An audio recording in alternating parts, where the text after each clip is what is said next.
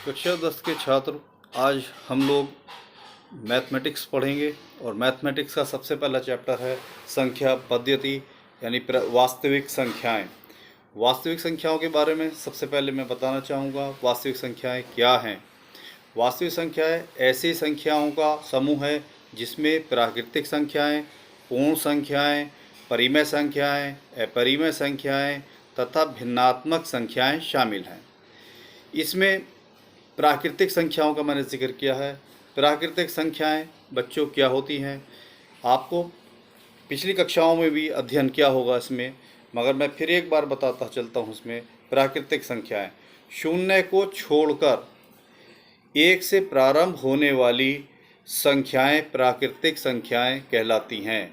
अर्थात 1, 2, 3, 4, 5, 6, 7, 8, 9 संख्याएं जो हैं प्राकृतिक संख्या हैं। याद रखिएगा, इसमें शून्य नहीं है, प्राकृतिक संख्याओं में शून्य नहीं आता। इसके बाद मैं आगे चलूँगा जिसे कहते हैं पूर्ण संख्याएं। पूर्ण संख्याओं का क्या मतलब है? पूर्ण संख्याओं में ज़ीरो शामिल हो जाता है, यानी शून्य से आरंभ होने वाली संख्याएं पूर्ण संख्याएं कहलाती हैं। जैसे 0, 1, 2, 3, 4, 5 डैश डैश डैश। वहीं मैं अब जिक्र करूंगा आपको पूर्णांक संख्याएं। देखिए, पूर्णांक संख्याएं दो प्रकार की होती हैं, एक ऋण पूर्णांक होता है और एक धन पूर्णांक होता है। इसका मैं जो आपको रिटर्न में भी PDF जो है वो मैं आपको दे दूंगा, जिसको आपको अपने कॉपी में नोट करना है। फिलहाल मैं थोड़ा डिटेल कर रहा हूँ, उसके बाद आप मेरे इसको वीडियो को देखेंगे और मेरे नोट्स को देखेंगे तो आपको सब समझ में आ जाएगा। जहाँ तक मैं पूर्णांक संख्याएं के बारे में बता रहा हूँ कि दो प्रकार की होती हैं, एक ऋण पूर्णांक, एक धन पूर्णांक। देखिए, इसके बीच में हम ज़ीरो लेकर चलते हैं। ज़ीरो के अगर हम राइट साइड चलेंगे तो +1, +2, +3, +4 डैश डैश डैश लगाते चलेंगे। ज़ीरो के लेफ्ट साइड में -1, -2, -3 डैश डैश डैश लगाते चलेंगे। आगे बढ़ते हैं। इसमें एक होती हैं सम संख्याएं। सम संख्याएं जो दो से कटने वाली संख्याएं को हम सम संख्याएं कहते हैं। जैसे कि आप जानते हो कौन कौन सी दो सम संख्याएं हो जाएंगी? 2, 4, 6, 8, 10, 12 डैश डैश डैश डैश। ठीक है। इसी प्रकार आती हैं विषम संख्याएं।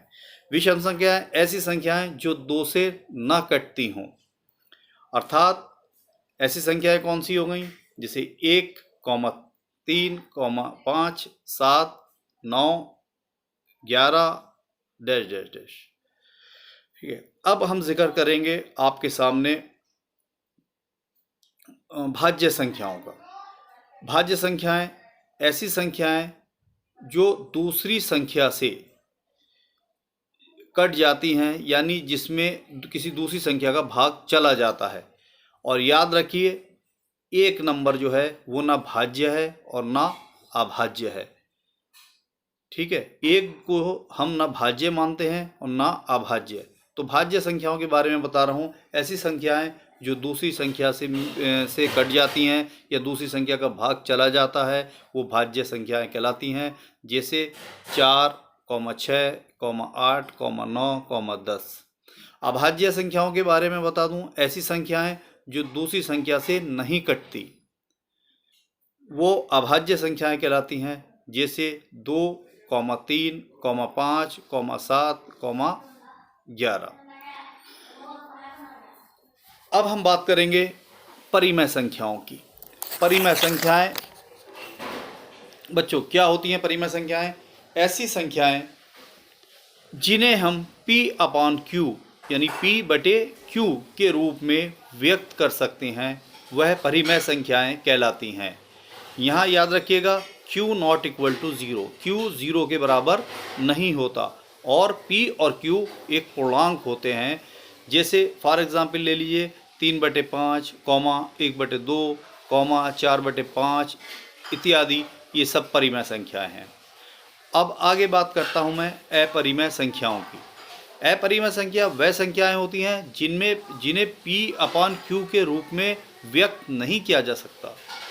जैसे √2 2 ले लीजिए आप, कॉमा √3 ले लीजिए, कॉमा √7 ले लीजिए इत्यादि। यहाँ भी q नॉट इक्वल टू 0 और p और q जो है वो एक पूर्णांक होते हैं।